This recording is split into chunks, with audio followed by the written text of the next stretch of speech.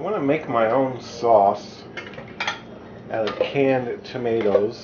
And I'm going to put them through this food mill to keep most of the seeds out and just get the good stuff.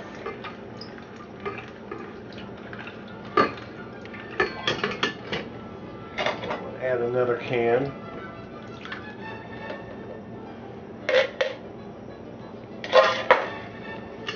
And just keep on going. Well, I'm left with the tomato skins here and other stuff because my tomatoes had skins on them.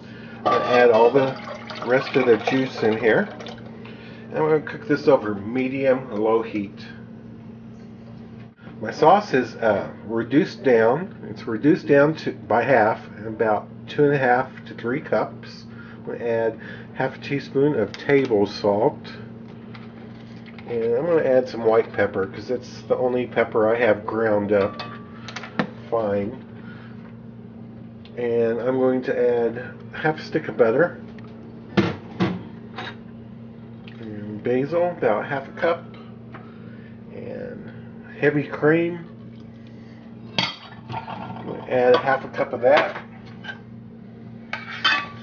And just let this butter melt. Stir this all together and let the butter melt into this. And I'm going to go ahead and turn the heat off because I'm pretty sure the butter will melt. I've got my pot, it's boiling. I'm going to add a tablespoon of salt in there. And I'm going to add my pasta shells. That's a 12-ounce package. And we're going to boil these. I'm going to set my timer when it comes back up to a boil for 6 minutes. The package said to cook these for 12 or 13 minutes, and I'm cooking them halfway done, 6 minutes. I'm going to go take them and drain them. We're going to make the filling, and in my bowl here I have 1 package of ricotta already. I'm going to add the second one.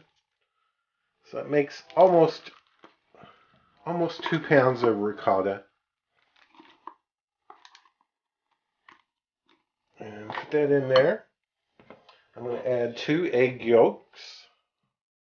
Add 1/4 teaspoon of white pepper. A half a teaspoon of salt. 2 tablespoons parmesan. And here's some nutmeg. I'm just going to add a shake. And some pine nuts. It's a half a cup. And 1 package of spinach that's been thawed out. Mix this up, and this is going to be our filling. And if you don't want to add pine nuts, that's fine. You can add sausage or ground beef to this. Anything you want, really, that sounds good to you. Whenever you cook these and then drain them, you need to let them cool off for about 5 minutes, and you'll find that the shells will cook inside each other. So after 5 minutes, it's been way past 5 minutes here, but after 5 minutes, start separating them. Otherwise, you'll never get them apart.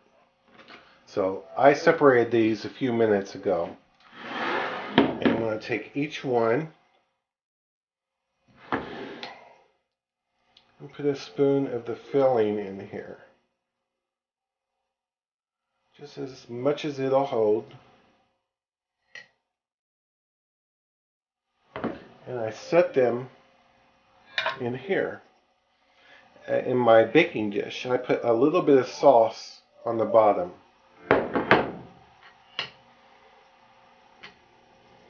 So just use a small spoon. It's easier to do with a small spoon, if you ask me. And fill up your pan. Next, well, I have my baking dish done. And if you like, you can take a little pat of butter and put it on top of each one. You don't have to, that's optional, of course.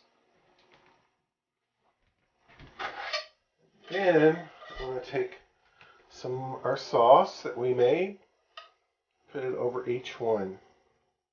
Take some mozzarella, put it on top of each one. Just as much as you think you need. And put it on there.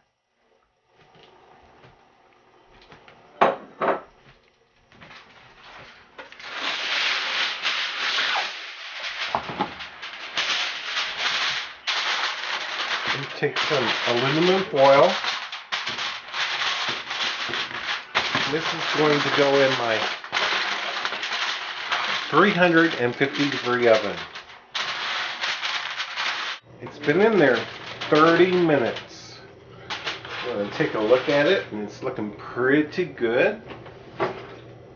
I'm going to take it and put it back in the oven without the aluminum foil for a few more minutes. Just a few more minutes. Here it is out of the oven after 10 more minutes. We need to let this cool off for 10 more minutes. To serve this, I like to take some of our sauce. The sauce is cold, but that's okay. I'll put some on the plate.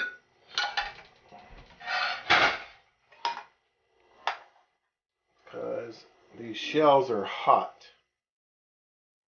So you can warm the sauce up if you like.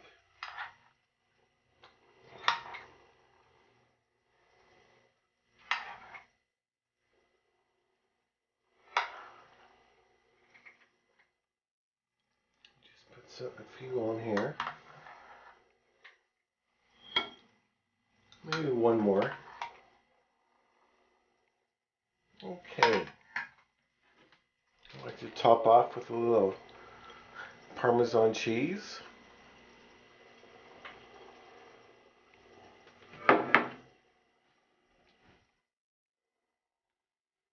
Add a little bit of garnish of parsley. And just a little bit of olive oil on top. And there you go. Thanks so much for watching.